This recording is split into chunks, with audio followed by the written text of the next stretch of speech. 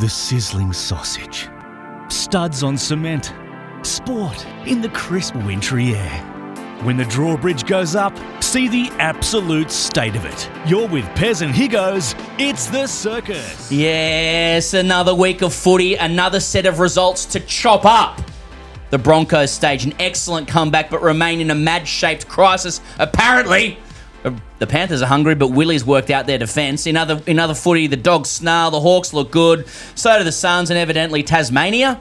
The nation laments lost Asian Cup silverware. The Socceroos have defectors. Mo Salah leaves. Andrew Bogut's carrying on. Boys actually covers everything you'd expect. And today, brand new co-host, friend of the show, been on the show. You know him from TV. You know him from the comedy circuit. You know him from TGC live shows. Co-hosting for the first time, though, Dan Connell. Dan, welcome to the circus. Thank you, mate. Thanks for having me on. Great to be here. Great to have you here. You are on the precipice of a major run at the Melbourne International Comedy Festival with your show Prairie Dog. What's that? Fairy Dog. Wow. That's actually got a better ring to it. Yeah. Fairy. Now, there's something you haven't heard for a little while. You've been testing the show. I mean, you've been on the circuit for a little bit. I mean, you've done kilometres. It's a long time now. Oh, really? You consider yourself, I don't want to use the V word. I don't want to say veteran. Well, no. I have been called a veteran in the odd review, which I think that's when you go past 20, 30. I'm up at about 16 years. So getting up there, yeah. Okay. Do you embrace it? Yes. Yeah. Yeah. You always kind of lie about your age in stand-up. You always sort of hint that you're maybe 5 years younger than you are. Yeah, right. And that's all the way. Everybody does that. But you look good though. If I could objectify you, like you look mate. physically fit. You've got good hair. You're tall. Yeah, you know, not bad for a 61-year-old. I mean, my first encounter with you, Dan, was playing footy. Like, was touch footy. It was course. Huey, the great impresario. Huey's Heroes. Huey's Heroes. Yeah, invited me down. I could never make it because it was in Richmond. I live out west, and you know, it's also. I mean, it's fascinating stuff to discuss. But you played 2 career games for the. I think only one. I think only one. But it was in a big win though, wasn't it? Yeah, we enjoyed a win. Yeah, 12-1 or something. You went over as well. I remember. Yeah, across the line, obviously, but but you can play the code as well. So and so you're like a nomad from outside of Melbourne. You know, all of us there. You know, I would call us rugby league diaspora. Coming together to partake in, you know, the cultural ritual that we grew up in, yes. As in footy without tackling because we're scared. It wasn't perfect. It was exactly what that game was made for me. That was my biggest downfall growing up. I was so afraid of the defensive side of the game, the undulating grass and doing my ankle. But yeah, you can play. So what is your footy background? Just what are your bona fides? For the people who are listening, because people listen to the show, they watch the show and they go, you know, what does this coat know about the code? Yes, well, rugby league especially. I grew up in Batemans Bay, South Coast, New South Wales. That's the Bay Tigers shirt today. Yeah. So I grew up. My dad was heavily involved in the club, so played from 5 or 6 to 20 probably. Bit of a knee reco and a broken leg in that period, of course. And badge of honour. Then just got to that age and realised 6'5", 85. 88 kilos is not going to cut it in that sport, and was finding out the hard way. So how would you describe yourself as a footy player? You know, like were you a rangy second rower? Were you or were you an edge? So more of an edge player in the centres or edge back rower. I mean, where are we at? I was I started front row when I was very little, so I was tall, one of the bigger kids, and then more 5'8" centre towards the back end. Dad showed me, ball play and all that stuff. So I enjoyed running game or bit of a running game, more like like both. Counting numbers and could pass both ways. But the defensive side was what let me down. Okay. I grew up playing against Michael Wayman, who I'm sure some people would remember, most people, league fans. And when we got to about 16, he was so good, and he just started barreling over the top of us, and we all had second thoughts about what we were doing. And then within a couple of years, he was first grade at the Raiders. Can I ask, like, as a rugby league native then, like, did you ever look upon rugby union as just a game played by soft people that you would destroy if you entered the field of play? Because that's my read on how it really works. I actually then, 21, 22 played for the Batemans Bay Boars Rugby Union Club because all my mates were there. So I had a couple of years at rugby and I didn't mind it, but I did enjoy that they're only coming from 5. You know, the line speed was a little bit less, and you can not get tackled as much. So you didn't, even though you've basically described yourself as a cat. Yes. Without, I didn't want to, obviously. Well, I said fair. Yeah. I mean, I don't know what you can and can't say these days. I don't think cat is offending anyone, is it? Yeah. No. It's pretty spot on, to be fair. I didn't like the tough stuff. Yeah. And I feel like you've got guys that then go on and make it. There's just a twinkle in there, a little bit of madness in the eye that you need. Wild men. Yeah. Wild men. Speaking of, let's hand it over to the punters now for what's getting hot. Let's find out what the temperature is among the circus audience this week.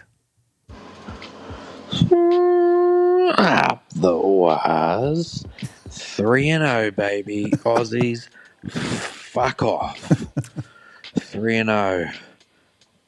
Does make me nervous, though, with an end-of-year tour coming in. That could be the score after the Boxing Day test towards Aussie. Either way, take your wins as a skeleton. 3-0, up the wires. Aussie, fuck off. Wins. You do a hamstring, I do a hamstring, everyone does a fucking hamstring. There goes my fucking super coach season. My missus rubs my bald spot all the time and she doesn't get fined by the AFL. The fuck's this shit? The eagle fucking rock. I've got me a shin boner, boys. I don't have a shin boner anymore. What's got me hot, boys, is seeing Stephen Smith in a hockey jersey. Now, is there any way we can get him to the Olympics for cricket, baseball and hockey? Cheers. Where's your Canberra spirit now, guy who keeps singing Josh Papali, baby? Give that one to me. What's getting me hot? Cam neck tattoo green. Having a run-in, a spat as Fox called it, with Tom Decent. Where's your Canberra spirit now, guy who keeps singing Josh Papali, baby? What's getting me hot, boys, is some more Cats footy. That's it. Just excited to watch Sean Manor play. And there we go. So good they included it twice with the Raiders. That's entirely me. I mean, just on the cricket stuff, this show is non-negotiably anti-cricket. You know, it's non-cricket. We have other shows for that, but it is a shame that so much cricket stuff, so much cricket content is happening right now. For example, Cam Green versus Tom Decent and the review into English, the English team's Ashes failure. I can only apologise to everybody that no emergency pod is possible to run the rule over that shower of shit. It's good for us, though. We can enjoy it and, have a laugh for another few years. I love that they've stuck around. Yeah, I hope so. I hope that's what it all means. Yeah. But I don't know. That's not going to mean anything else. I have a feeling they just win over there next time, and the hagiography will begin, and that they were always right. That's my fear. Let's leave cricket. Dogs over the Raiders in Canberra in the league. Panthers pumped the Roosters. The Broncos beat Melbourne 14-0 down here. Warriors looked the goods against Newcastle. Smashed them up there. Dolphins 38, Sharks 10, Bunnies 20, Tigers 16. Your Tigers, should be said. Para 30, Dragons 20, Cowboys beat the Titans. Anywhere you want to start in particular from the round? Any? That Raiders game. Did you see that last play of the game? They've gone through. If he just looks to his right, the young halfback, he's gone. Yeah, he puts a second rower. Really? Martin over next to the sticks. Yep. That was a bit of a tricky one for Raiders fans to watch, but. Doggy's going well. Warriors are flying there. Yeah, Tanner Boyd. There's always clamour and love when a halfback announces themselves as well, isn't there? Because there aren't that many that seem to come through. Yeah. But Warriors look unstoppable. Well, till this Friday, of course, when they'll be 3-1 after the Tigers. After a friend of mine saw them at the international airport yesterday. The Tigers, by the way. So this is hot off the press. Dewey's there. Dewey's named. Yeah. Dewey's been named over the hamstring injury. But he's got the sore. It must have just been a cramp. But it looked like a grade 4, didn't it? I haven't. I've never seen a hamstring injury with such a 3 or 4 day recovery. So it wasn't a hamstring at all. Yeah. You know. It was, yeah. And so, Tigers, I thought they should have won that game against South. Really? Yeah, I think they just had a bit of fatigue from the week before. They were so up and about for that Cowboys game, round one, Leichhardt pumping. They just looked a bit tired towards look, I'm very curious sociologically about the brand of fandom that any Tigers fan takes on board. So I'm hearing from you, one, you thought that they should have won against Souths. Yeah. I haven't heard that perspective yet. Okay. I mean, I saw the game and I thought Souths were decent value for the win. Yeah.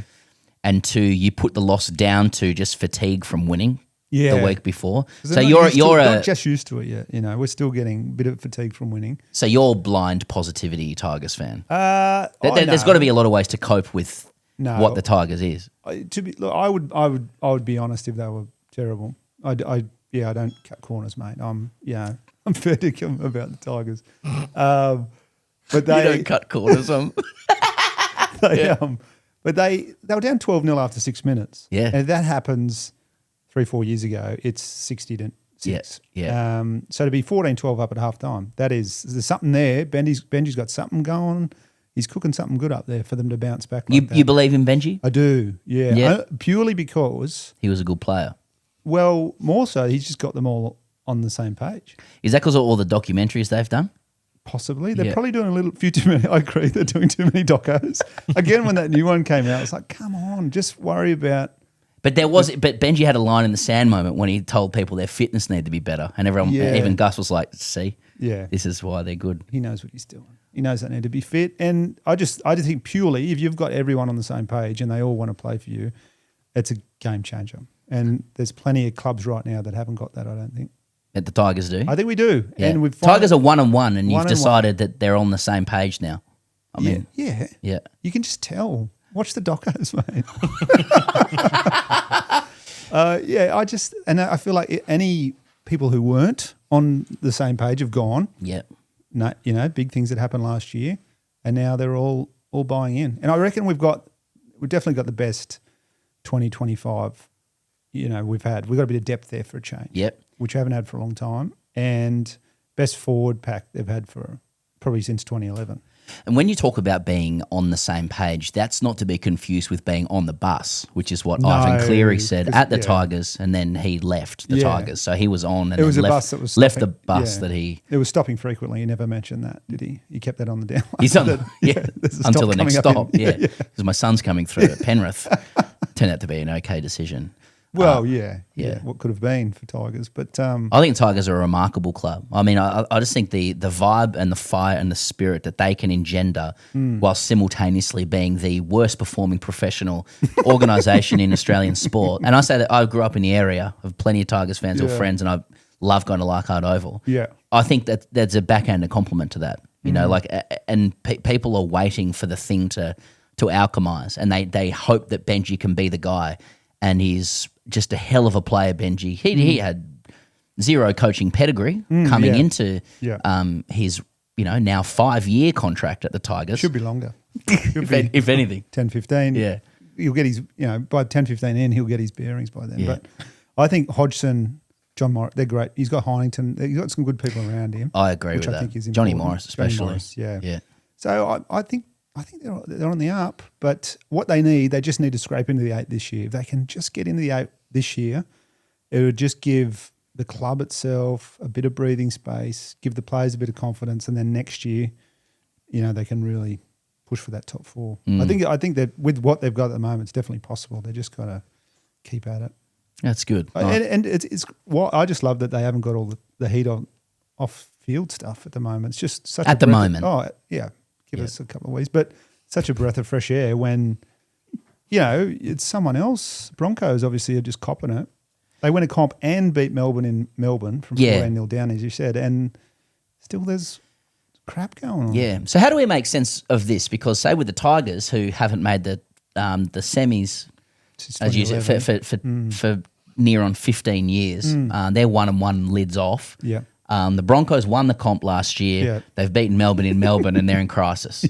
So what is? How do we square that? Is that just standards? Are we talking about standards, or or what? Because the latest news out of the Broncos, and we've been covering this on and people do tune into the circus for this purpose, but we've been covering the Broncos crisis in depth. We, of course, had Huey here the last 2 weeks, our friend, notable Queenslander. Passionate. Yeah. They one and the same, right? Very concerned about what's happening at they're Red Hill, aren't they? Yeah, they am. And this week, they lurch into another crisis. As we go to where this morning, news reporting that assistant coach Ben Teo has resigned from the Brisbane Broncos after what is understood to be, I'm just trying to speak like a reporter here, an altercation with head coach Michael Maguire. Now, Teo's departure from the Broncos follows several weeks of upheaval in Brisbane. Most recently, news that they've changed the name of a meeting room where Gordon Tallis was formerly had the naming rights to a meeting room that's now been because he's now been well erased. known for his meetings and his ability to hold court in a meeting room. Exactly. Yeah. So how do we make sense of that? The Broncos beat Melbourne down here, and they've won the comp last year, but they're a team in trouble. Go on. There appears to be there needs to be someone copying it, right? And I just feel like the Kevy, Gordy, Madge, Michael Maguire stuff. I believe Teo was left over from Kevy's time. So he's a Kevin disciple. Maybe he was there for the last year of Kevy. Someone will boys actually that, yeah. Yeah, I think that's right. Yeah, someone will let me know. Yep. But it's. I think with Madge, that one of the many Tigers docos we've talked about. Did you watch? Yeah, Tales from Tiger Town. One of the greats. Yeah, one of the 6 docos ever released in the last 6 years. He's I think it's his way or the highway. So reports that Teo wanted to do it his way in the defensive line. They had a disagreement over defensive patterns. Disagreement, yeah. Which we've all had. We've all had an argument over. Well, I think you and I did on field. We did that night, As heroes. But I want up and slide. You went up and in. You did want to up and slide. Yeah. And on the wing. Both their tries came off the up and slide. Mind you, we would have won 12-0 if it wasn't for your up and slides. But and then on Gordy, you know what? I just think Gordy, he's a guy that we need to organise on the next No Limit undercard, Gordy versus Madge and Reynolds. Madge and Reynolds versus Gordy. Winner, if Gordy wins, Kevy gets his job back. Otherwise, the other two are gone. Perfect. If they lose. Because he's a guy, he's a raging bull. He needs to get he's got pent-up anger there. You can see him in every interview he does now. His eyes, he's ready to go. On the field when he played, he was able to get it out. Remember he mushed up Ben Ross that time. And yes, I do. Hodjo over the sideline. Terry Newton, I remember, copped it one night, Broncos versus Wigan, I think it was. Nice. So he likes to get it out, and he can't get it out in his media job. Yeah, I think he just needs to get some knuckle on chin, Gordy, and then he'll be just normal. Which is because he's a raging bull. Don't forget. Right? Is that what they call him? That's what they call him. Oh, the raging bull.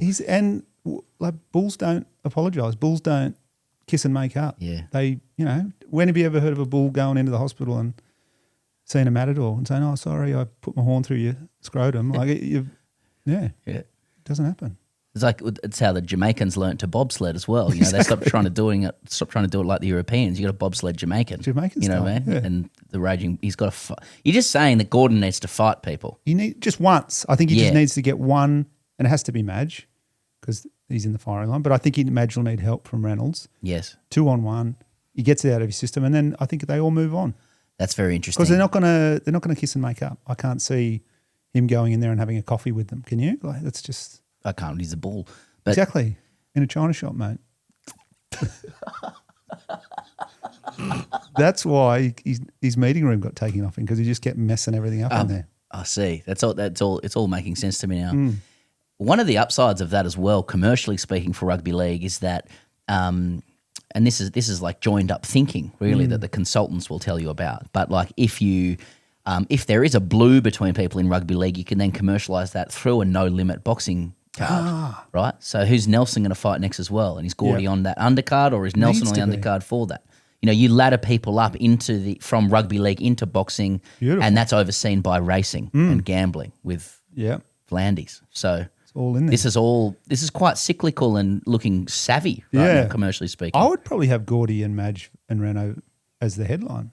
Yeah. Because you think that's going to draw more eyes than Nelson, Naz yeah. just yet. Naz, yeah. Like he'll get there eventually. But Yeah. Jared Wallace he's already made a meal of. So I thought you meant Peter Wallace for a second there. I'm like, that's not a straight. that's not fair, different. isn't it? Yeah, Even it's not Jared fair for- Wallace is, Yeah. yeah, Yeah. got Very. his work cut out. Yeah. Okay. I saw Naz once. I was lining up to go to the Origin, and We might have seen him at the same origin. I'm Yeah. 6'5", or was just a tick under. And mate, he's the biggest human I've ever seen. I couldn't imagine him. Yeah. Just I hit me watched with the him left, watching Origin, thinking you want to be out here. Yeah. punching everyone. Yeah, exactly. He's a unit. It does look. I think we mentioned this last week with Huey. Just to tie a little bow around the Broncos thing and the Bonkos thing. That's a reference. Maybe that's their issue. Bit too much. True. Is this all just shows that Kevy must be a great bloke.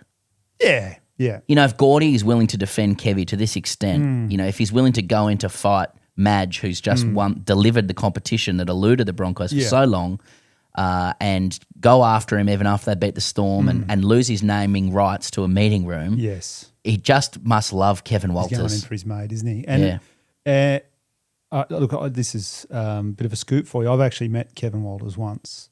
I was flying from a comedy festival show outside Town Hall, and Kevy was on the Storm staff there with a guy called Adam O'Brien. He used to coach the Knights, is from Batemans Bay, a former Batemans Bay Tigers great. And he spotted me and come say good day, and he brought Kevy over. I believe Stephen Kearney was there, Bellamy, and Kevy was absolute legend. Such a nice guy. Yeah. Asking me all about how comedy works, how the festival works. Really interested. It was really, I was like, I like Kevy. He's Interesting. Tells a good man there. Interesting. So I can see why. And there must have been some white out going on. You know, something's happened, don't you think? That for Madge to get the job and Reynolds, something's happened there that obviously is fueling this whole. You know, it's debate. it's very like one-dimensional to go, well, hang on, you know, Michael Maguire's come in and actually stopped the rod at the Broncos and delivered them the premiership that they wanted. Yeah. But is there something deeper that we need to consider at the Broncos around just doing it the right way and doing it with the Broncos spirit and doing it like a good bloke and maybe a Queensland bloke as well? Yes. Is there something in that? Something to think about? There is. I did hear, or it has been reported, that Ben Teo was approached by Billy Slater to bring his defensive patterns to the Queensland Origin setup, and it was vetoed by the Broncos, potentially Madge, I remember and that, who was, actually. you know, the last coach of New South Wales, Yes. Laurie Daly. So anyway, watch this space. I think 50 minutes on the Broncos. Maybe there. Laurie could get Teo to come in and do the up and slide. So much to consider, isn't there? Now, Willie Mason has pointed out that Penrith has weaponised the set restart. Does that interest you? You catch this on his podcast with Scope. I'm calling him Scope. I've never met Justin Horro. I like their work. He was I always had Horro in my Supercoach teams back in the day. I always liked him as a back row. He scored a lot of tries. Run a good line. Yeah. But so Willie's explained that what the secret to Penrith's defensive success is to essentially game the set restart, which itself was brought in to create a little bit more space for everybody, a bit more fatigue, a little bit less a counter to wrestling and the ugliness and slow down kind of tactics in the ruck, perpetuated by the Storm. But what Penrith are doing is they're deliberately conceding a set restart so as to win that first tackle, I suppose. Right, so they'll hold them down. The attacker down. Yep. Get the line set, concede another 6. Yeah. But the line is set and they're ready to dominate from there. Yeah. They're gaming it. Yeah. You know, and do you take the view that like, well, this is what the best teams do? They force you to change the rules. Yeah, I think most teams do that. I feel like a lot of teams just lay on for as long as they can, especially coming out of their own end because they're not going to blow a penalty. It's just a set restart. Teams are happy just to tackle 7 times as long as they've got a set line. Yeah, that doesn't surprise me with the Panthers. I think their main thing is though that their entire squad and juniors, they've all got the same system and they're taught it from a young age, and they just want to play for the coach, want to be there, trust the man beside them. All of that comes into it as well. You know, they just look scary again, don't they? What do they let in? 4 points. It was something like 10 points in 4 games, isn't it? In 2 games, isn't it? It's unbelievable. Yeah. Well, I watched the 1-4 documentary on Friday, and is this another Tigers one, or is it that? No, that's the rival gang. No, 1-4. the hip hop group out of Mount Druitt. Of course, yeah. And it got you me. were blaring that when I got in here, actually. Yeah, the message. Yeah, you know me. But I don't know if that's one of their songs. It was there that or Scribe. All the gang signs you were throwing up, though, I don't know if they were right. But it made me think about what the Panthers have built. You know, I mean, in my experience of rugby league throughout my life, the teams that win premierships are like one city, like one club states or one city clubs or whatever you call it, or they're backed by major financial supremos, and we'll get to supremos later, or they've got an incredible rort going on, or a combination of all three. The Panthers are like this kind of unicorn of like... For now. Well, I have some Panthers mates. Well, can I just explain first? Yeah, before please, I want you to tear this up, but Penrith are it's an area out in the west of Sydney. They have built a club of like, perpetual dominance, achieving things that no other club has achieved in the modern era, with players largely from the area who have managed to sustain their success in a salary cap environment which is meant to shed you of your best players. Whose players who have been shed have gone to other clubs like Crichton and Luai and lifted them up massively. They lose one, like they don't win the comp 1 year, and now they've come out looking better than ever before. It's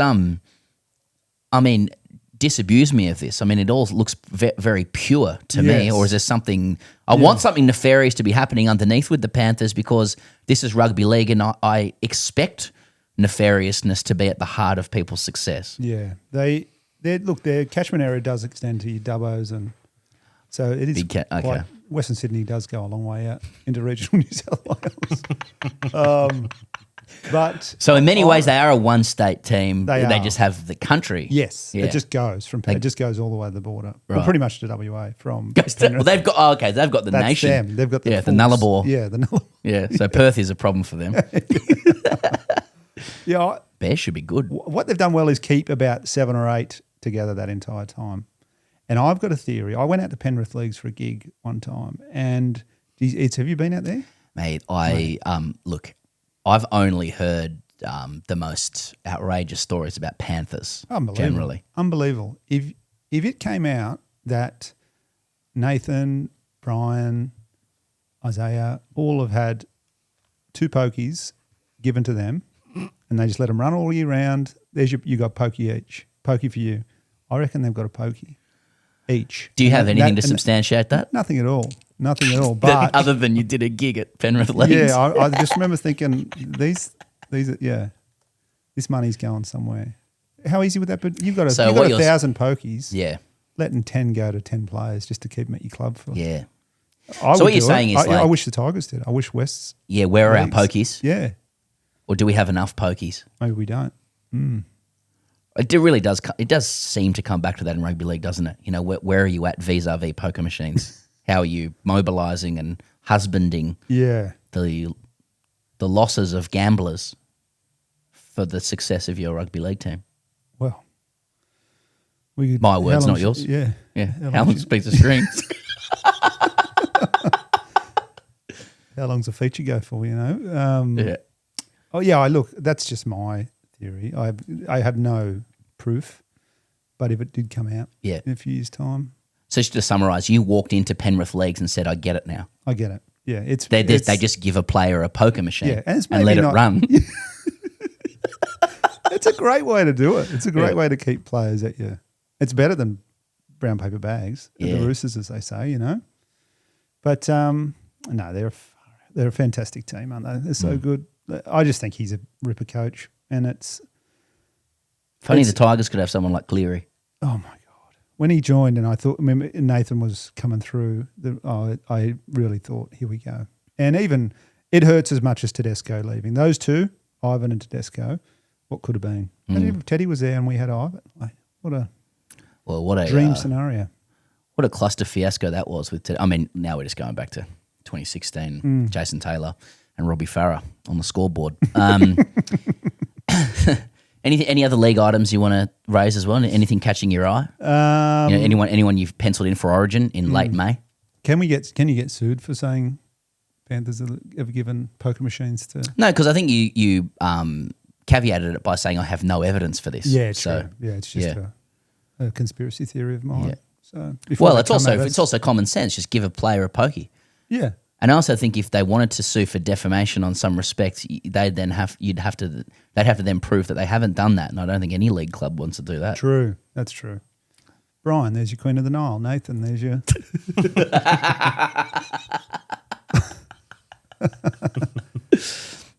But that's you happy with everything else happening in league land? Yeah, nothing else I can think of. Yeah. Oh, Laurie's coaching New South Wales again this year, isn't it? So Daly. Laurie still. That's a worry. I made an off-colour remark to Laurie Daly a couple of weeks ago, but maybe I'll talk about that in another show. Pertaining to Michael Slater. Now, let's talk AFL. AFL is brought to you by Kayo. It's the only place you can watch every game of every round of this AFL season with no ad breaks during play. That's Fox Footy, available on Kayo. So, I mean, again, we're proud to be in partnership with Kayo on this, and just these are my own words, but what else do you say? If you want to watch every single game of the AFL, and if you do, a few questions arise out of that, I would imagine, but each to their own. There's only one place to do it, if that's your choice. Kayo, Fox Footy. Winners this week: Hawks, Dogs, Suns, Saints, Freo, Port, West Coast. Hello to Melbourne and footy viewers, by the way, who would have skipped through forward from the rugby chat we just had. Yes, welcome. Yeah, change through the rugby. The main story this week, and it is a concerning one, Dan, is we're at that time of year where the AFL floats the prospect of a twilight or nighttime grand final. Okay, that's the time of year that we're in. I actually have, I should do my reporting correctly here, but I think it's, I think it was Caro who had this story. Yeah, look, Caro says the AFL is very strongly targeting Kylie Minogue to perform at a twilight grand final. Okay. And I do like the nexus of sort of SEN 7 footy style reporting when it comes to Kylie Minogue. Yeah. The AFL is targeting Kylie Minogue like she's a free agent or something like that. Yeah. Now, the backdrop to this is, according to reports, it is understood or alleged that Kylie Minogue, who has been targeted before, said no to the AFL on the basis that they had a daytime grand final. Really? She would only perform if at twilight or nighttime. It strikes me as an odd thing to have as a condition. I wouldn't imagine Kylie is a proponent of nighttime grand finals and is kind of holding a gun to the AFL's head. I guess the gold shorts would glitter a bit better under lights, don't you think? They'd sparkle a little bit more. But twilight, what times it get dark in last Saturday in September? Exactly. And or do you make it a halftime show, Super Bowl styles as well, and then it's a bit darker for her? Yeah. I mean, that'd sort you out for 1 year, but what about every subsequent performer? Yeah, I feel like everybody would prefer it to be. They've had, I love Kylie, our Kylie, but there's bigger names that have performed. I would say Robbie on a world scale is bigger, and he did daytime. What they call Kiss. Yep. Daytime. And they had fireworks. They had daytime fireworks. Meatloaf. So I'm sure Meatloaf. Is Meatloaf bigger than Kylie? He at once upon a time he was. Before Kylie was born, he definitely was. He demanded a nighttime one. Apparently he sings better at nighttime, but they gave him the day and the rest is history. And the rest is history, which is a good podcast. But do you honestly believe that Kylie and her people have just said, I'm not getting out of bed unless it's twilight or nighttime? Because what occurs to me is that the AFL are desperate to get this grand final happening at twilight or nighttime. As we constantly hear, it just becomes a better TV show. You make more money and you can win that cock show with the NRL about who's watching what. Yeah, right. Right? So, but they've not been able to trump community sentiment, which says, I like a daytime grand final. I like a barbecue. I like my kids being able to watch this. Yes. This is a cultural ritual and pastime. Now, it seems to me, and talk about nefariousness and cynicism here, I am here accusing the AFL of preemptively blaming Kylie Minogue for the impending move to an AFL Twilight Grand Final. Yeah. What they're attempting to do is to say, look, we're only doing this because Kylie requested it. Yeah. And now in Australia, who is going to blame Kylie Minogue for anything? Because as you said, she's our Kylie. Yeah, she's Are the AFL attempting to smear Kylie Minogue by saying this is her fault that we're moving this ritual to twilight or nighttime? It's what it smells of, doesn't it? But it could never happen. As you say, you can never smear Kylie. I just, why are we changing tradition? I just don't know. I've done a few footy club. They do morning, they do breakfast on the grand final day or the day before. I've done day of, and there's blokes cracking, Jim Beam and Cokes at 7 o'clock in the morning. How are they getting through? What are we talking? We say 6 o'clock kickoff, 7 o'clock. How are they getting through to midnight? You got to think about them as well, not just the kids. And AFL goes for a long time. It's a three-hour game. So if you're starting at 7:30, as you say, kids are falling asleep, blokes are falling asleep. Isn't this the point, like the part of the conversation where I am meant to say to you, TV, mate, and then you go, what do you mean by that? And I say, I don't know, but I just get told that it makes more money on TV. So there are more viewers at nighttime, therefore you can sell ad space for more money. But what are people doing during the day, during a grand final, who aren't watching it then but would watch it at night? Who are these people and how are they are these semi-interested viewers of footy? Yeah. Are they the swing voters of our sport? And I'd say our sport because we both live down here now, of our game. Surely there's not enough of them. Who are the people that go like, I wouldn't watch it during the day, but I'll watch it at night, and now we all have to have our ritual changed? Yeah, well, they're going to move the kick over the Yarra to night time as well. Like, you can't do that. You're going to have to light the whole Yarra up. Yeah.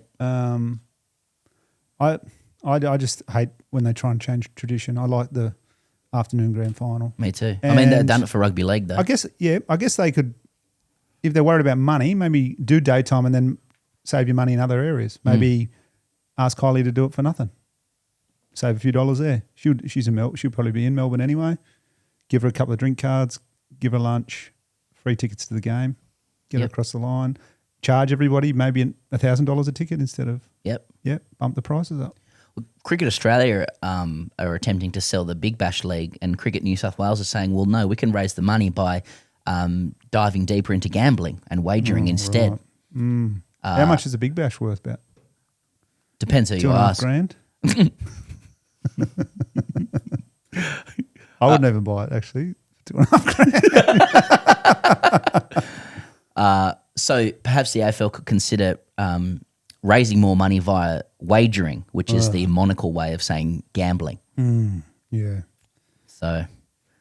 I'm not a big fan of the punt, to be honest, but Panthers are doing it, so. Well, you got to do it. Give Kylie a pokey. Give her a pokey at. Interesting. So keep the daytime grand final, but give her a pokey at, say, Yarraville Club. Yep. She's over the line. And a counter meal at Yarraville Club. At Panthers. She'll be spinning around. Oh, nice. Not bad. Not bad. Tasmania. Beautiful spot. Lovely part of the world. Is a wonderful state. Now, I don't know if you caught this, but they've a historic fixture in the VFL ahead of their supposed entry into the AFL. Over the weekend, they were playing in front of a boisterous home crowd, and they win their fixture historically, and the players gather in the sheds for the Tassie team song. And you might have experienced this in your sporting career. I feel like it's a rite of passage for lots of people who win a game for the first time for a new team, and there's just sheets and sheets of A4 paper all around the room as people look down and sing the song to each other rather than staring each other in the eyes or looking at the person that you are secretly in love with while you're naked. I think we've got the footage here, Charlie, of Tassie singing the song.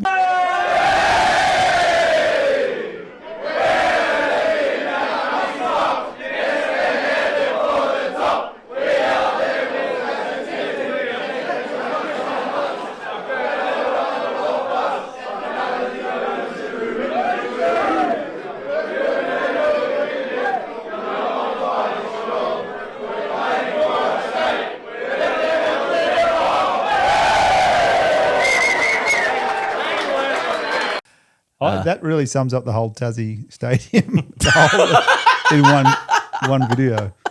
What The state themselves. Yeah, why- Actually, that was very eruditely expressed for Tasmania. Is that what you're saying? Well, get us. It's 2026, mate. Get a karaoke screen in.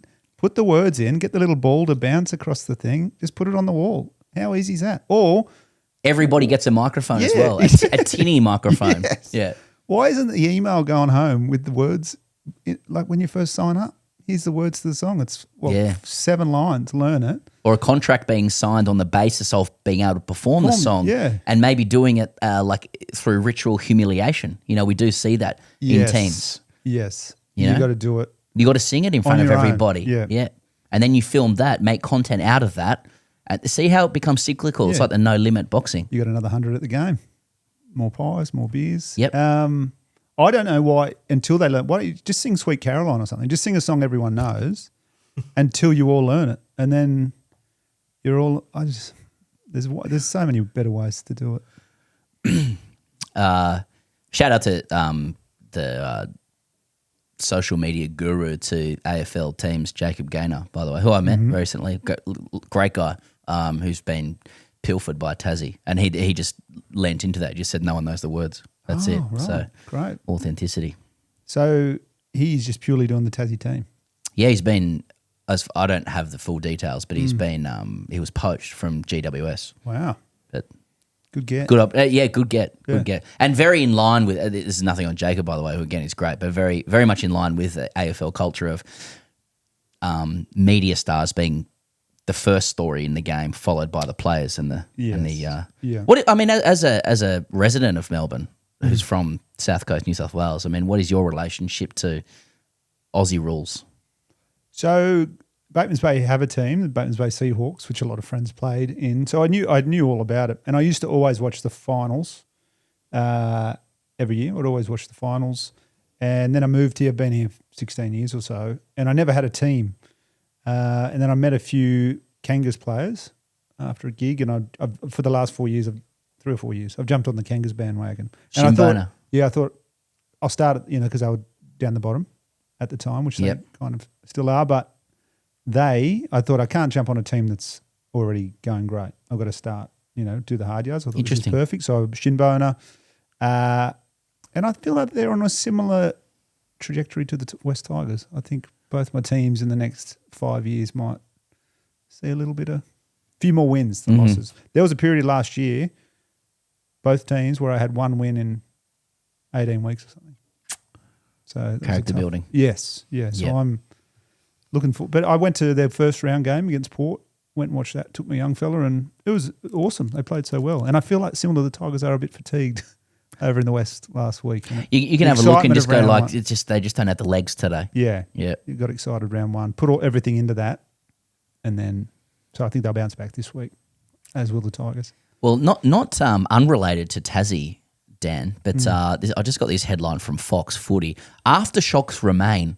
The inside story on BNF Dacos snub and what it means for his Pies future. So Dacos was runner-up in the prestigious EW Copeland Trophy last year after a stellar season, and evidently, as the headline says, aftershocks remain. Aftershocks being what happens after earthquakes weekend. Yeah. So it was an earthquake at the Collingwood Best and Fairest last year, and there's some aftershocks because Dacos didn't win. Fresh details have emerged. Now, could I tell you what they are? No, not really. And I don't think it really matters. It's just that John Ralph said there are aftershocks that remain 6 months on from that Copeland Trophy night. Craig McRae started the night with his discussion about those 16 possession games of Matt Rowell that won him the Brownlow medal. The message was really clear. We got our boys back. You won't be missing out here tonight, Nick. But at some point during the count, McRae approached a senior member of the Dacos family and made clear that Nick is not going to win. He's not going to defend his title. That member was a bit shell-shocked. Their decision was then, it's best that we leave. Wow. Yeah. All of them? They didn't storm out. They did family. make their way out of the facility there. They spoke to 7 or 8 people before leaving, including Nick. For Nick to know that through that event, halfway through, that he wasn't going to win was largely unprecedented. Of course, he took it in his stride as he did. the glass half full interpretation is that McRae was backing his boy in. But as a result of that night, Nick is certainly not in a hurry to extend the contract. Yeah. And obviously, Tasmania knocking at the door, etc. But What yeah, what would he make a year in Tassie? I don't know. Plenty. $2 million a year? Yeah. Darcy Cameron with 328 votes and Nick Dacos with 315. They've just got the list here on the 25th of March, 6 months after the best and fairest voting for the EW Copeland Trophy. Yeah. So, I think 0.001 is still classed as an aftershock on the Richter scale. So that's what, see. Yeah. That's what that article is. Little blimp. Interesting. But if I was him, I'd go to Tassie. You'd great. go. What a great place to live. Gary Ablett Jr. style, get over to the Suns. Maybe he can come back to the Pies later. Eventually, yeah, you can retire there. I love seafood chowder. And Tassie has got the best seafood chowder. It's the Ball and Chain in Salamanca in Hobart. My God, I'd be there every week. Put that in my contract, actually. Absolutely. You got Mona, you got the new stadium, Bell Reeve. Mount We're going to Wellington. get out to... I watch cricket, yeah. Yeah. That's about it. But you get out do all to that over. go to get it to the southwest as well. The roaring, Franklin Gordon River. Beautiful pub. Interesting stuff. Richard Flanagan, Martin Flanagan.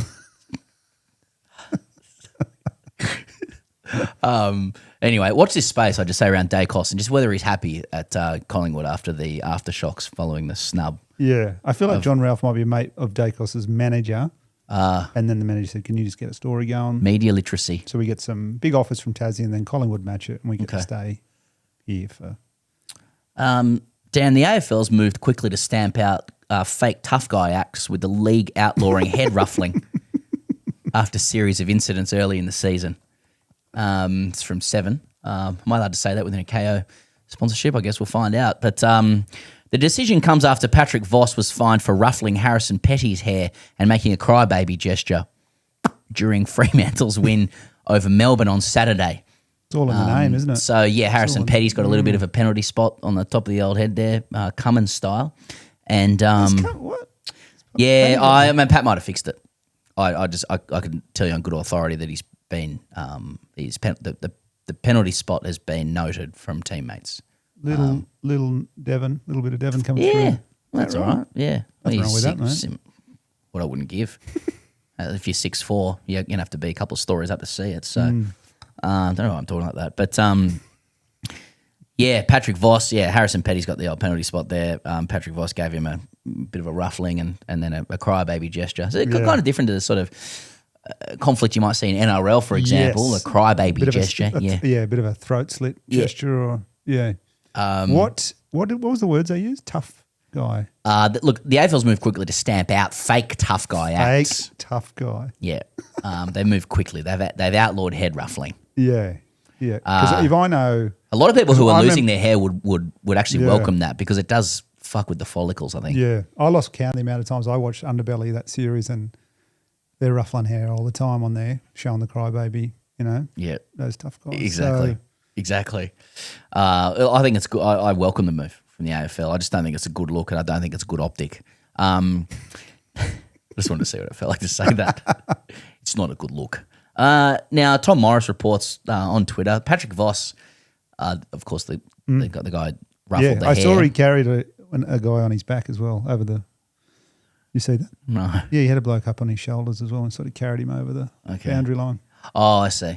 Strong guy. I saw him squat. He's a good player. Squats like some crazy amount. I remember seeing it on Twitter a few weeks interesting. ago. TikTok, I mean. Okay. Well, he's according to Tom, and I'm just reading this verbatim from Tom, Patrick Voss spoke to select teammates and staff today at Freo Dockers to apologise for his taunting of Harrison Petty. Specifically, he was sorry for his actions taking away from the team. Those he spoke to made it clear to him they want him to continue to tread the line and they love the way he plays. Yeah. This followed a $1,500 sanction from the MRO. So what does Voss do in that situation? I mean, they're trying to outlaw his fake tough guy antics, but his teammates are saying, we want you to tread the line. Yeah. We like the way you play. I guess if you can't do the boo-hoo sort of with your hand or ruffle the hair, it's just back to shirt front, isn't it? Yeah. Yeah, back to jumper punches and stuff. Yeah. That's all you can really do. Well, there's Get ones away that with they do in AFL where you Get 'em in the ki- guts. You kind of punch their gut, but there's no follow through. Yeah, or Barry Hall and just fully swinging. Yeah, Shin well, him. that's yeah. But he'd probably get a few Staker. weeks for that, wouldn't he? Yeah. I don't. I like it all. I like all that theatre stuff. Bring it on. Like, I don't know why they're trying to. My favourite one to go back to Penrith was when they went through a period, that team, before it got broken up, where they would score a try in the corner. They would all celebrate with the try score, but they'd also bring an opposition player into it. I really liked that. That to me, and I'm being honest here. Like, to me, that looked like it would have been extremely funny to be a part of if you're in that team, to bring somebody in and they're trying to get out of it, and you're like, nah, like, we're all celebrating. You're forcing an opposition player to celebrate with you. Yeah. I think that, I remember they did that in Origin once. Maybe it was Gago or something like that. Right. The Blues brought him in. Right. And, I like when the Blues are. I do like when New South Wales Rugby League is being a bit leery, because I do feel like that is how we bobsled Jamaican. You know what I mean? Like, Queensland are all spirit, depth, proper game plans, soulful, extracting more out of the sum of your parts. Yes. New South Wales is like drinking coogee,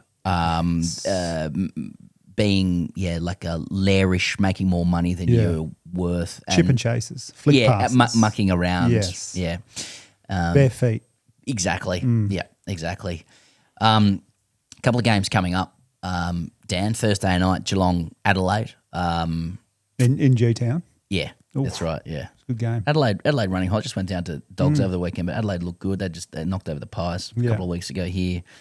See, they were tied week 2. You put all that week up into 2. week 1. That's what it is. Interesting. Cats. I think they went the other way, didn't they? They lost then won. Exactly. Friday night, Collingwood, GWS. GWS struggling a little bit. A lot of injuries. Yeah. We had a friend of the show, Tom Green's out for the year. I'm pointing at an empty couch there. Yeah, who's not here. Because he's not here. Pies, obviously, off the back of this Dacos news, maybe eager to prove a point. He'll get 70 touches first time ever. Is that what's the record? Maybe, I think it's up there. So he's going to he's going to be in a mood, ready to put his price up. You never know though. Channeling the GWS, aftershocks. Yeah. Did you see the footage of their coach? He was pretty upset, going off in the box. So they might turn up. Toby Green might fire up. Oh yeah. Well, GWS had their own documentary, right? Kingsley, isn't it? And Kingsley, that's him. Yeah, he fired the boys up to beat the Swans last year. Super Saturday. This is exclusive to Fox Footy, included with Kayo. St Kilda, Brisbane, Fremantle, Richmond, Essendon, North Melbourne. Yeah. I mean, will you be out there? I'll be doing. I think it's at the same time my show, but this is gonna be tough. I'll be checking. Oh, that's scores. it's the Sunday evening game. That's the Sunday. Oh, sorry, Super Saturday. Super Saturday. Come on, man. Come on, Pezza. That was a test. Saints. Who was it? Saints. Saints, Lions, Saints, Brisbane. So Saints, people can't get a handle on them yet. I think that people want St Kilda to just be true to form and flatter to deceive, especially with the war chest that they've spent and they have. They've had a tough draw to start the year. Yeah, the well, Saints. they did. They got up over the weekend. Over GWS, yeah. but they take on Brisbane. We might have a couple of players coming back now. That's down here. That's down here. Yeah, Freo Tigers. I mean, Freo should get that done. I mean, are we a Freo a watch in terms of that they have just sat outside premiership calculations? I think for most people, but there's a yearning. There's something out west. They've got to finish top 6 or top 4, and then.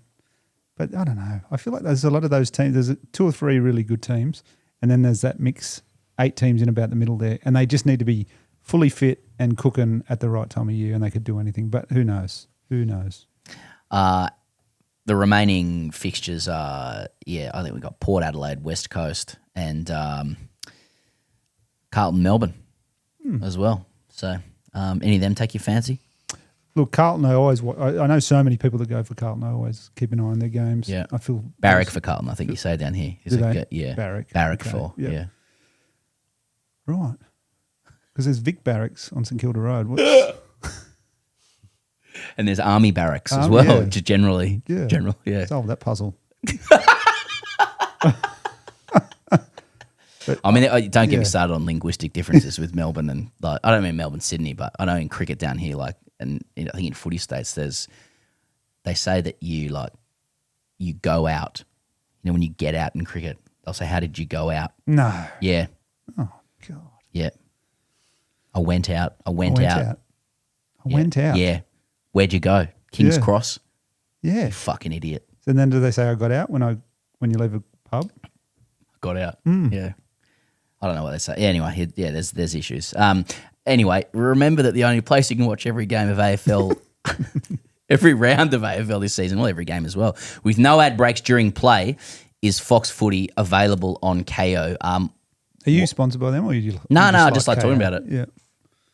Oh, Nice. Nice to support. Officially, yes, we're sponsored. I'm declaring that, but unofficially, no. Just a fan of good, superior sporting coverage. Yeah, good. What else? It's a pretty good message, really. If you want to watch every game, this is the only place you can do that. Yeah. And commercially speaking, they've paid for that. Yeah. Good on them. That's how that works. Now, are you a frequenter and user of VPNs? No. Did you have to think about what that meant? Yeah. I like that. That's very dad style. Oh, Of you. yeah. I'm not. Virtual private network. Like, I mean, it's just a way. Like you jump on the internet, you press a button, Yeah. and then, for all intents and purposes, your connection is taking place in another country, Okay. which allows you to exploit for Yeah. positive purposes. A lot of opportunities you otherwise wouldn't. Yeah. Like security. It bumps up your security. You can sometimes access content that you can't in Australia. Okay. Libraries of things that you like, Yeah. anime in Tokyo. Oh, okay. That kind of thing. Or Yeah. you can bypass other restrictions that like ones that have come in recently. So you do it? Absolutely, yeah. How do you get? Well, I do it with NordVPN, Dan. Yeah. Where you can get an exclusive NordVPN deal, nordvpn.com/the circus, 30-day money back guarantee, and all sorts of opportunities therein. But you're talking about region locked content, like I said, security info encrypted, threat protection as well.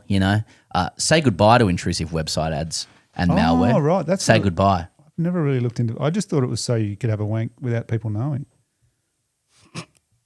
Is that not what it is? I always thought that was. How would that work without people knowing? Well, it's just they know overseas, but not. Yeah, no one here can find out. Yeah. I honestly, I didn't realize. I got to look into NordVPN. They sound great. Even if you download an infected file, threat protection kicks in and deletes it before it makes a mess of your computer. There's all sorts of security opportunities within it as well. That's great. You can like there's stuff in like Netflix libraries in different countries and whatnot that you're not getting in Australia as well. I like or if that. somebody overseas use this, they might be able to in Australia access the 1-4 documentary on Netflix. Oh, right. About Now the you're boys speaking my language. Exactly, Kid Leroy and all that. Yeah. So, you get that with NordVPN, and you're getting all these other opportunities with your 30-day money back guarantee. NordVPN.com/the circus. Now, that's the footy codes. Importantly, very importantly, there was silverware that was unclaimed on Saturday night in Australia. The Asian Cup final took place, and the Matildas have gone down to in my view, a deserving Japan side 1-0 or 0-1. Just given home and away situations there. Japan were unbelievable right through the tournament, beating most teams, 3 or 4-0. So well spoken. It was great because the Tillies got there with everyone fit. They had a good, every Fowler, Kerr, Rasso, they were all there. So I actually was excited. I thought they might be able to, at least get to a penalty shootout, but wasn't to be. We're looking at Chuck, we've got you here as well. A 30th minute goal and a wonder goal, I would say, on the half turn, essentially unsavable. That proves the difference in the end. Yeah. Fair to say, Japanese were deserving winners. Charlie, I felt controlled the ball better. More threatening on goal. Yeah. Australia with a couple of chances, particularly to Caitlin Ford, who wasn't able to do as well as she otherwise might have with those chances. But I thought Japan were good value for 1-0. Chuck? Yeah, that probably seems about fair. They conceded 1 goal the entire tournament. Wow. Against one of the Koreas. And then Australia have lost to them 3 times in Asia Cup finals, 1-0, I think. So Yeah. It's a shame. I was hoping they'd break their. They've had a bit of a run there in those bigger games coming unstuck. But when's the next? They have a World Cup next, so fingers crossed they can keep the nucleus of that squad together. Now, Chuck, this like football being football. Has there been any kind of meltdown within Australia in the media? Has there been any kind of stinging critiques or criticisms that you're aware of? I mean, there was some critiques from the head coach, Joe Montemuro, on just the football system in Australia in general. But I think the general consensus is very disappointing to not get any silverware from 2 major tournaments at home in 3 years. But I mean, are we just going to go over this again and the difference between expectations and reality when it comes to the Matildas? You know, we can wish silverware all we like, but most of the games I'm watching, I feel like they are playing against opposition who are deserving winners. Or is this? Does this come down to Australian spirit matters? I mean, is it just a case of we should be winning this stuff because we're Australian? It's inherent. Just where's the W? Where's the gold? Where's the silverware? I think we're not far off. I think we're definitely batting about above our average. Okay. I do like the coach though. I love a coach that looks like he's got out of bed every interview. Have you seen? Yeah, it's unbelievable. Yeah. I like that style because it makes your players think you better turn up. You know, otherwise I'm going back to bed. I'm not going to bother. But I think what they're doing is in 20 years' time, I think we're going to enjoy the fruits of their labour. Because I think so. In 20 years' time, they do well, and they'll say we stand on the shoulders of giants, and we're paid much more than them. Well, it probably will be by that stage. Yeah. But I think they're putting all that ground, even though they're still great and they're still getting to the finals. I think, you know, all these young girls that now want to be Tillies will be more and more, and we'll just get better quality and across the park. Maybe more playing overseas. Yep. In the stronger leagues. But I think the current team could win a World Cup. You just need a few things to fall your way. It would have been. It would never have happened. But you kind of, you know, it's like a tennis player in a major. You kind of need. If Japan could have been upset somewhere along the way, you know, then we're a shot. But I just love. They're fantastic. I enjoy watching all their games. I think they're in that game against England where they lost the goal, like Sam Kerr's goal. That was a good goal. Oh my God. Get you up and about. Chuck, a final word on the Matildas for now? I mean, anything we're missing here in this deep analysis? The final word. Anything we're missing? I don't know. Yeah, it's probably the last time. Well, not the last time, but I think we're slowly going to see the end of a golden generation. You're saying? Well, the golden generation's last chance for silverware. Yeah. Does it demote them from that moniker? Can we call them a golden generation if they haven't delivered the nation's silverware? I mean, I'm just trying to speak with a level of robustness to honour, you know, the seriousness of this. I mean, we call the golden generation the men's. Yeah, and they were. Yeah. So you're saying that's not really consistent to strip the Matildas of that term golden generation when we apply it to men who won nothing as well. Yeah. Interesting. It did considerably worse, but they did win didn't they win an Asian Cup? Nah, that was 2015, I think. 2015. Yeah. Far from the golden generation. Massimo Luongo, yeah. No, I'm sorry, I mean the ladies. Yeah, they did, yeah. Yeah. What year was that? Was it a little earlier? I think it was 16 years ago. Oh, 2011. Yeah. So Nice, Chuck. That's a number that's been thrown around. But that's nice. Yeah. Some good young talent coming through, so hopefully we see a bit more of that before the next World Cup. Let's have a quick look at the Socceroos. We won't beg. Stars who turned back on Socceroos and brutal whack behind new hardline stance.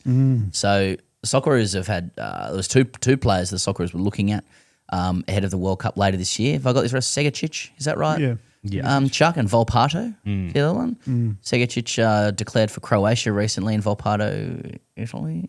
He hasn't declared for Italy, but he's pretty much said I'd prefer to play for Italy, but if they don't want me, you know, I feel like this. I'll settle. Australia's twos for Volpato. Now Popovic doesn't like this. No.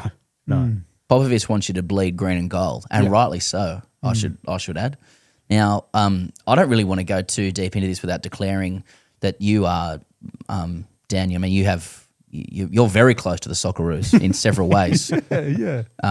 So you might be able to shine a light on this just from a familial perspective. Just in the last little while, my nephew is my sister's eldest is Kai Truan, who is a defensive midfielder, and he's in the current squad. He played 2 games in the last little window they had, and he'd been in the squad for maybe 3 or 4 games before that, never got a start. Then he started his last 2, and now he's in this next little window. Yeah, really hoping for a World Cup spot. So a good result for him with a couple of guys.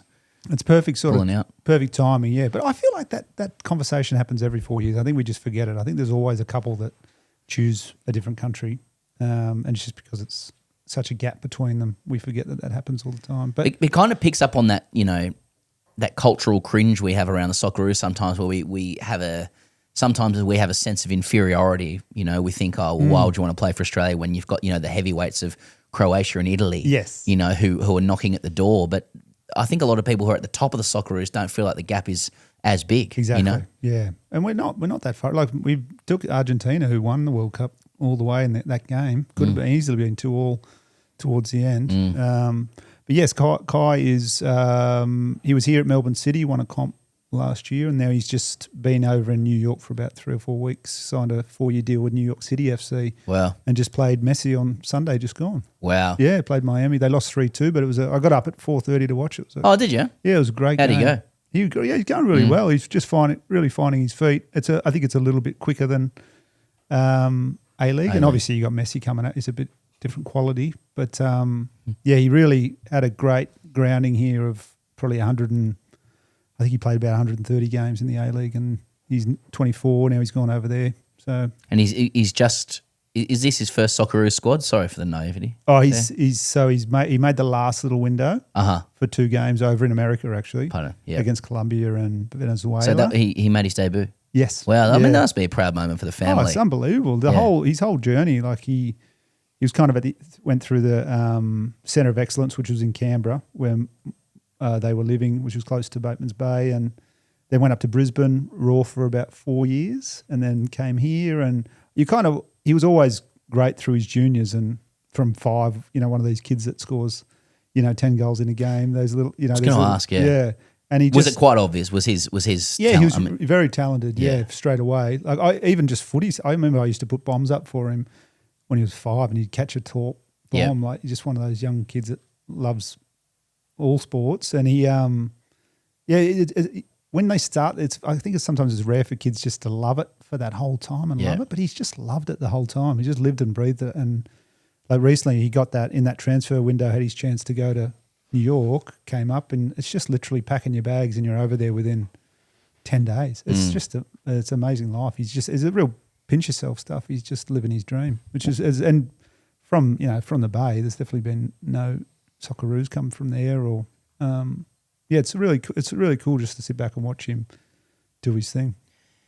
Stressful though, I will say. Yeah, I'd never had family where you're in a professional sport, but I don't know. Like and especially defending in soccer or football, it's a stressful watch, But it's got much easier the more he's played because you just get better and better. But yeah, it's we like that. I went to that A-League grand final and Melbourne City played Melbourne Victory, and City got up 1-0, and that was just edge of your seat. It was so tense and awesome atmosphere, and and he's a ripper fella too, which is great. He's a very level-headed young fella. So he'd be the highest achieving sports person in your family? Oh, I've got a couple of under-18s trophies here and there. Exactly. I guess Socceroos trumps that now, doesn't it? Were you top of the pops in your family until he came along? I've got a few like relatives now. Another cousin is he's my nephew, but my cousin is Andy Robinson, who's a gun NRLW fullback. Okay. For the Bulldogs. Okay. There's a few floating around. So there's a bit of pro sport in your family. Yeah. We're like 6'5". My cousin Patrick Connell is a groundskeeper. He runs the SCG. Goes out in the wears the budgie smuggles in the pink test, and There's runs sporting pedigree. Sporting pedigree, Yeah. yeah. You got a hole in one recently, actually. Shout out to Patrick. Really? Yeah. Yeah. But, Okay. yeah, he's definitely... You go to my mum and dad's now and their living room is just a shrine. They've just got Socceroos and all the stuff out, yeah. Would you ever want to get any kit? Like, I'm just trying to think of Oh, how- yeah, I've got I'll definitely get... The New York stuff's cool. Oh, yeah. It's really nice. So I'll definitely get... I've got a Socceroos shirt, the newest one. Mm-hmm. Although they've just released their World Cup ones and they're different again. So I'll have to get another one. But, yeah, it's exciting. I don't know if you caught the news this morning, but Mo Salah has said he's leaving Liverpool. I don't know if that means Really? anything to you. Yeah, That's been happening for a while, though, yeah, hasn't it? I think he just declared, and there's no word on whether this is a retirement or not. I suspect it's not, but he'll be leaving Liverpool. So Yeah, a lot of, I mean, he's been He's great. done, yeah. He's been a great. He's entitled Delivered to them, his yeah. flowers, and also a chance for people to talk about how Liverpool's different and it means more at Liverpool, and it's just and there's a spirit there in the Yeah. city, and that's what's good. Yeah, he's he really delivered for the club though. How many he scored so many cracking, important, high pressure goals Yeah. for that team. Yeah. I'm sure none of their fans. I'm sure they're a little bit bittersweet, but they wouldn't be angry at him. Where would he go, It's a you kind reckon? of departure. Well, Saudi Arabia, Saudi, yeah. but I mean it's. A little snicker from Charlie there, the resident football snob. Although it's probably not, wouldn't be a great time to take your labour to the Middle East. I would have thought right now. There's something going on. Do you have a there. view, Charlie? I wouldn't be surprised if he went to the MLS. Yeah. Orlando City just signed Antoine Griezmann, so Saw that. same Maybe. age demographic, I guess. Yeah. Okay. That's a lot of money there. Yeah. Who's the striker at New York City? They're sort of playing a couple of midfielder wingers in strikers. Their main really? striker did his knee late last year. So Okay. they've been scoring goals.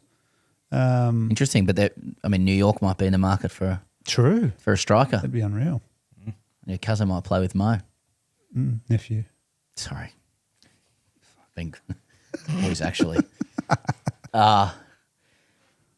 Super Rugby people just wanted us to point out that the Waratahs shat the bed. Great start against the Auckland Blues, and they How many weeks into the Super Rugby are we? 3? 3 or 4, yeah. They got stitched up by the TMO last week, the Waratahs, against the Reds. Yeah. Huey didn't care about that. Brumbies got up over the weekend. The Reds got up. Les Kiss is coaching well. Les And Kiss. Les Kiss, like yeah. the Angels do. Great song. And Zach Lomax might be available for the Force next week Wow, that'd be a good get. at He's Perth signed, Rectangular didn't he? Stadium. He will be trouble, and I would not want to be up against him. He'd be in a mood now. He's got a point to prove.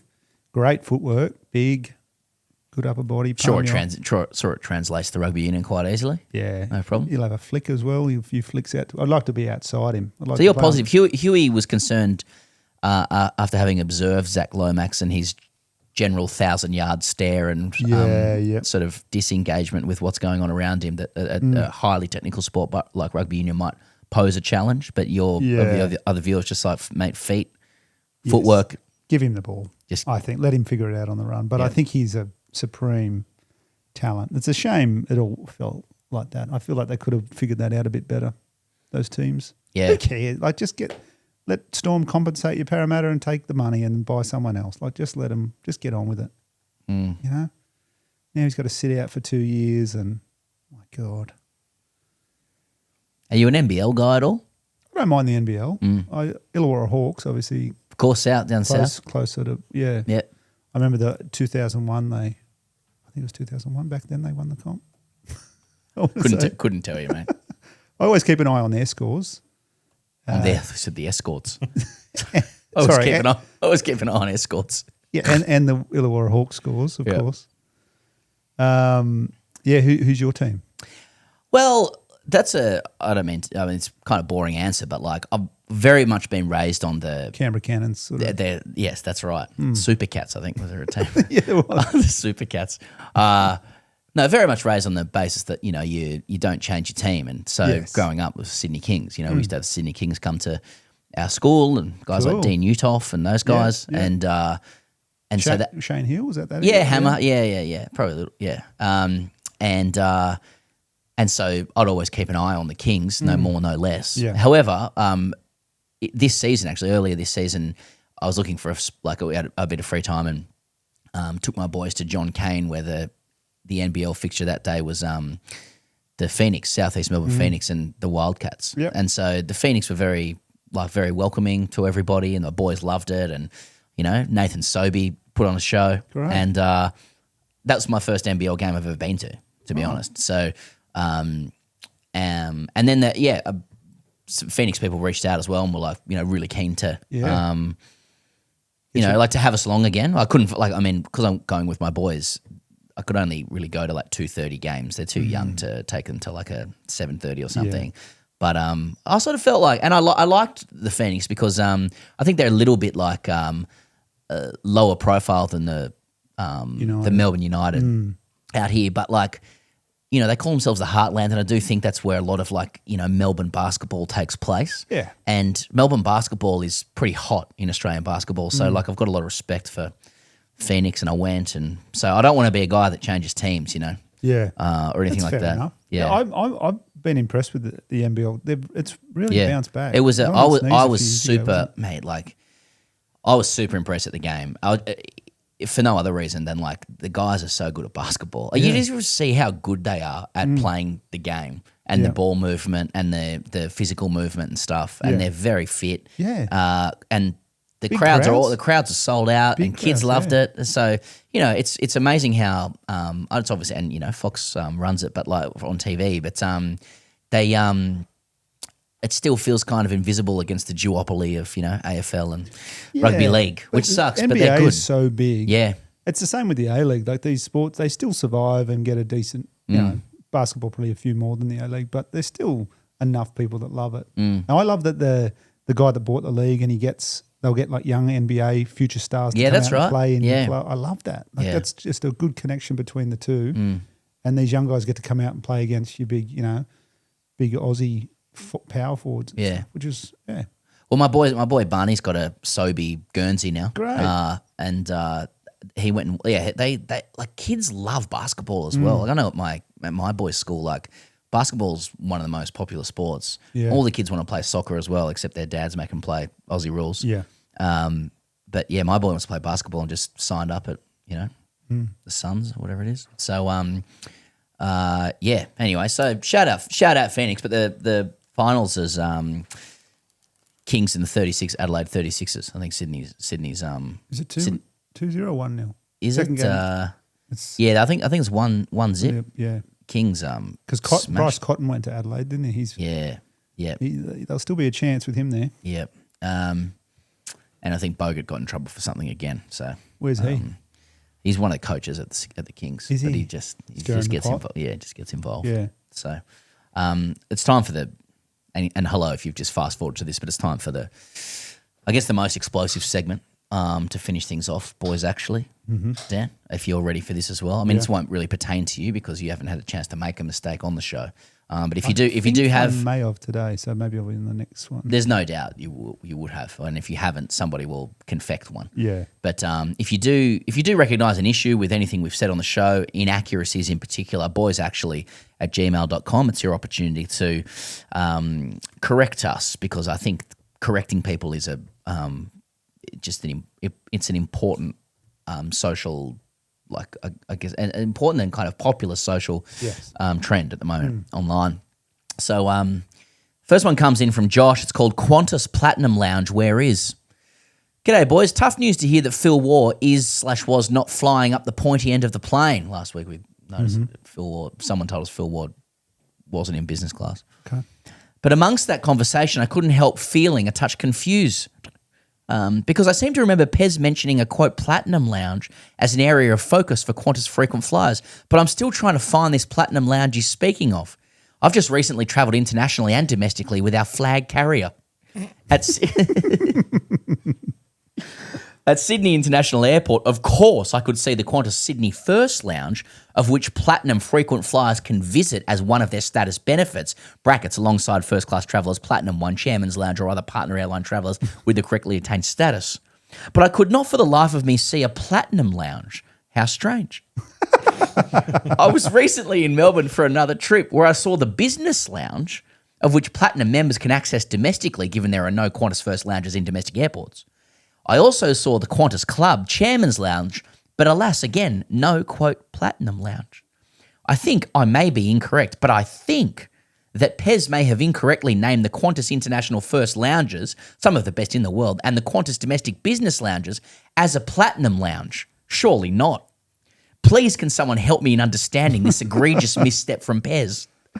In the meantime, I'll continue to search for the Platinum Lounge. However, I'm starting to get the feeling I'm on some sort of wild goose chase. Yours in Qantas frequent flyer mishaps, a lowly Qantas gold status pig. I just have to take that on the chin. I do have it wrong, and that is because I'm no platinum member of Qantas. I don't have access to these things, so You've just got two words mixed up there.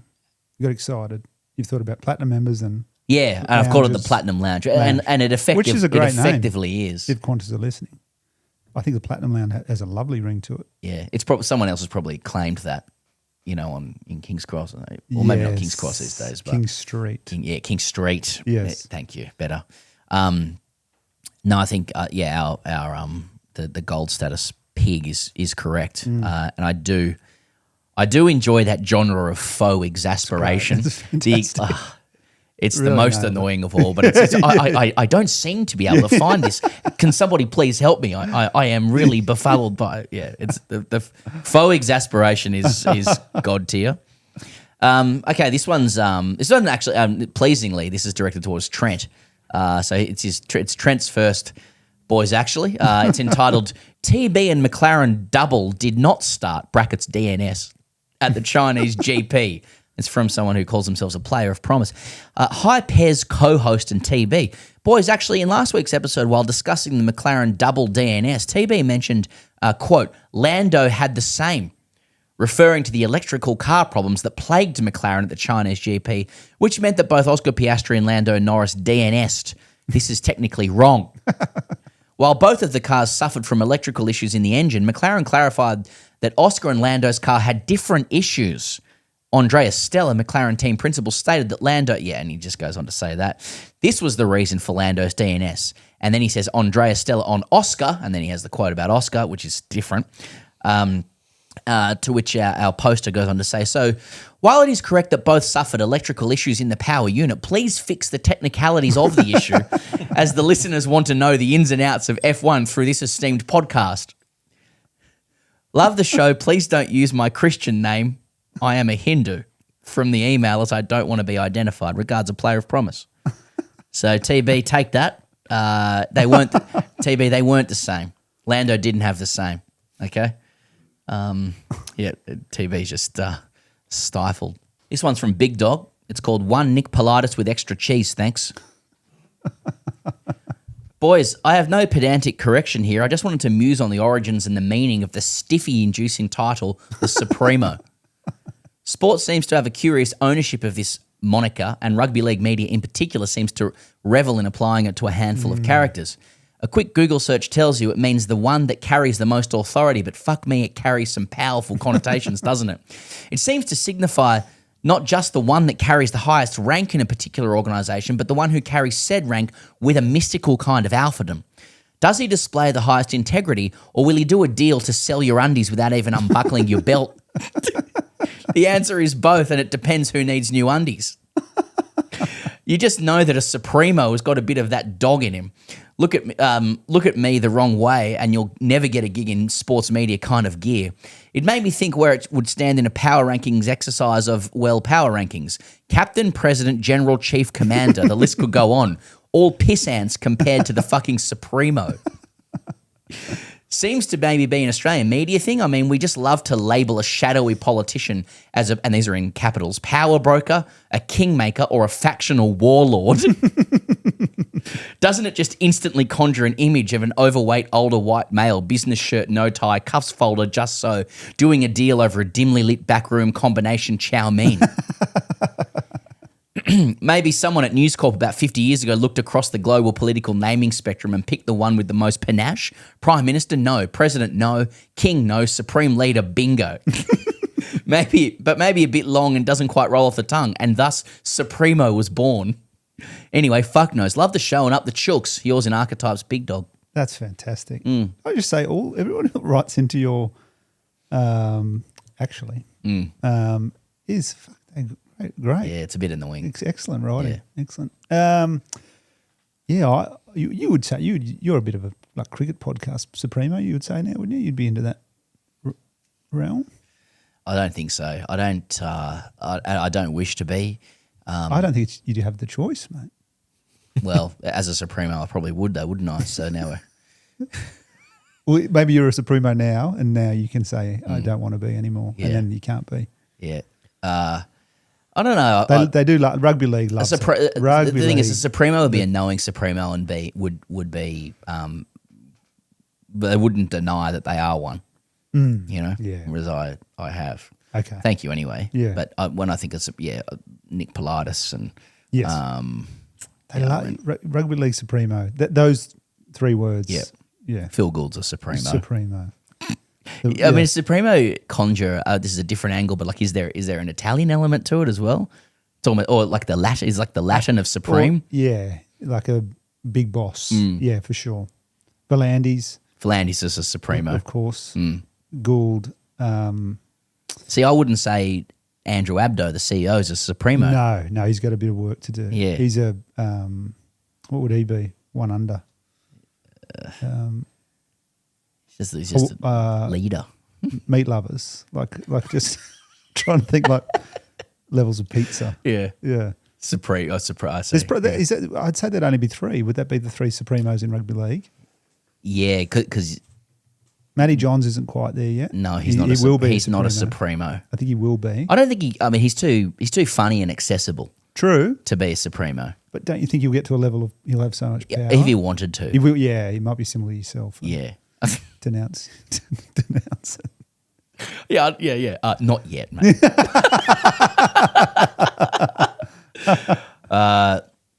Okay, boys, actually, English pedantry and defensive pez. Well, this is nice.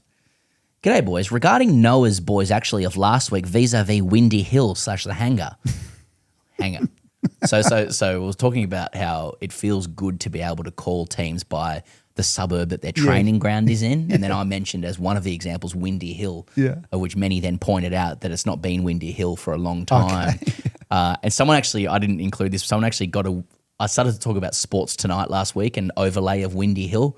And then and then someone got a Wikipedia page and showed me that Sports Tonight started in, I think, 1995 and Windy Hill was decommissioned in 1993. The point being that there couldn't possibly have been overlay footage. Windy Hill. So, this is where we're getting to. That is great. Or something like that. But anyway, on that point. Concord springs to mind as well. Yeah. Nice. I'm all for English pedantry. In fact, I indulge in it from time to time. But if you're going to go after Dad and his, I think, idiolect, at least have a basic grasp of the thing. When Pez was referring to Windy Hill, he's referring to Essendon metonymically. Metonyms, Noah, are place names that represent the people or activities associated with that place. Think Jollymont for cricket administration. Just because the Dons have moved their sad little operation up the road does not mean the retirement of the use of Windy Hill. Fleet Street is still shorthand for the British press, despite the broadsheets leaving decades ago, while the same can be said for Madison Avenue and the big ad agencies. Perhaps you should review your own lumbering use of the common tongue, as you so commonly put it. Cheers, Shippo. Jamie. I love it when they turn on each other. That's good. Big time. Yeah, exactly. Rule and divide. Now, Matt says, engineer horse shit. That's what it's titled. We had a problem with, there's people start debating the merits of different professions now, of trades and doctors v nurses and physios and engineers, architects.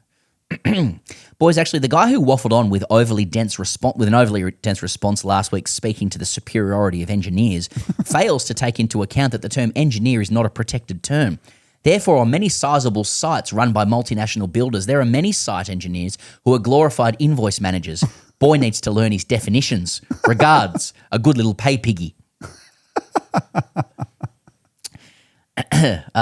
Stephen writes in, it's entitled Cycling Shit. G'day, boys. Read Pez's reading of a listener's email about the Tour de France. The thing you need to know about cycling is you pronounced every single fucking word wrong, and you need to get the names of the sport's most prestigious events out of your dirty little mouth. Regards, Phil Liggett's sweaty lycra. Unemployed. Sorry, this one's no subject by Unemployed. Boys, actually, I'd just like to clear up the following. Sparkies are better than plumbers. Chiros are better than physios. That's a huge call. That's a huge call.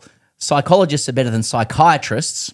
Architects are better than builders. Barristers are better than solicitors. Now, let me grab my popcorn before the monkeys start dancing. Kind regards, Unemployed. This is directed at Huey, by the way, from Nile. Doomed from the outset, it's called. Boys, it is a timestamp, 20 minutes, 47-second mark in the pod last week. Quote, Huey said, I actually call this, Huey said, doomed if you do, doomed if you don't. The correct idiom is damned if you do, damned if you don't. A sour end to an otherwise entertaining elbow on the pitch discussion. I hope this doesn't deter our favourite stand-in and stand-up comedian. Pick yourself up, dust yourself off, trooper. Cheers, Niall. Well, you saw the outcome of it, you know? Doomed, it still fits somehow. It's still... Yeah, it does, but I mean... No, yeah, it's you funny. know, it's not the correct idiom. It's great. So, finally, this is at Huey as well. It's entitled, quote, QC, question mark, question mark. There was a couple of barrister ones that came in this week that were about as insufferable as it gets, I have to say, that have been kiboshed or spiked. But this says QC, question mark, HMS versus HMS. Wait, hang on. No, I've got the wrong one here. I've got to get this. It's from Will. QC, HMS versus HMS. Boys, actually, subservient Pom here writing in to add to the old QC versus KC debate thanks to the pedantry of Tom last week. Loving Huey's guest appearance on the pods, but I can't be the only pig wondering if it's just a bit too good, like the proverbial injured opener assuming that he walks back into the starting 11 after injury. Higgos must be sat at home fretting whether the young new blonde Thing 2's player filling in will indeed be sent packing on his return.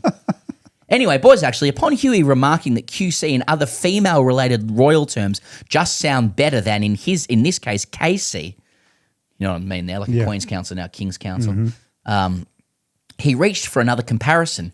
He found himself at 114 minutes in comparing it to how, quote, HMS like Her Majesty's just sounds better. Hate to break it to you, Huey. Love to have to write in, though. But HMS under a male monarch is also HMS, as in His Majesty. Come on, Huey, you're better than that. As are Australia, as Bob Catter once said, quote, when is this country going to grow up? Now, why are we the only country on earth that doesn't have ethanol? With love and shared subservience, Will. That's that's all we got time for. Brilliant. And I know we'd love to do more. But Dan Connell, thanks so much for joining. I don't know how you found that experience. You've just looked at your watch, so you probably need to get it is a long time, Yeah. but not. you've got kids pick up, don't you? I I've do, just realised. But how behind are you? Let me just point out that's the only reason I'm looking at my watch. No, that's all right. I do. But I'm easy going to do pickup. No Okay, worries sweet. at all. I wasn't bored or anything. I've had a great time. Well, thanks for clarifying that. Yeah. that makes me feel And better. it's I've really enjoyed filling in for the great man. Where can people catch you? So I'm touring my new show Prairie Dog. It's on tour Melbourne Comedy Festival from March 26 to April 19, and then I'm coming along. You are. Yep. And then I'm going to Perth, Sydney, Brisbane from sort of early to mid-May. They're all comedy festivals, Perth Comedy Festival, Brisbane and Sydney Comedy Festival. So come check it out, and then I'm going to announce an Australian tour around May. Oh, hell yeah. Various regional areas. And how did the preparation for this show stack up against some of your TV spots on, establishment media? It's well, this is more where I'm more comfortable, so probably a little bit better. Yeah. And I've just done Adelaide, so the show's cooking now. So nice. As I was saying to you before, I feel comfortable in charging people money for it now. Is there, for your shows, are you in the same room or does it change around? Melbourne will be the same room the whole time. Yeah. Every night for 24 shows, whatever it is. 24 shows. Yeah. Amazing. Yeah, love it. Okay. We can catch Dan Connell, Prairie Dog, Melbourne International Comedy Festival and around Australia. Yeah. Really. Thanks, mate. Thanks, everybody. Now, your boy Higgos is back next week, reportedly. It is my understanding, according to sources familiar with the situation, that Higgos is back next week. So the circus returns to your regular programming. Thanks for sticking with us this past few weeks, Dan Connell. Thanks so much. Thanks to Huey. Thanks everyone else for keeping it afloat. And we'll catch you all next week.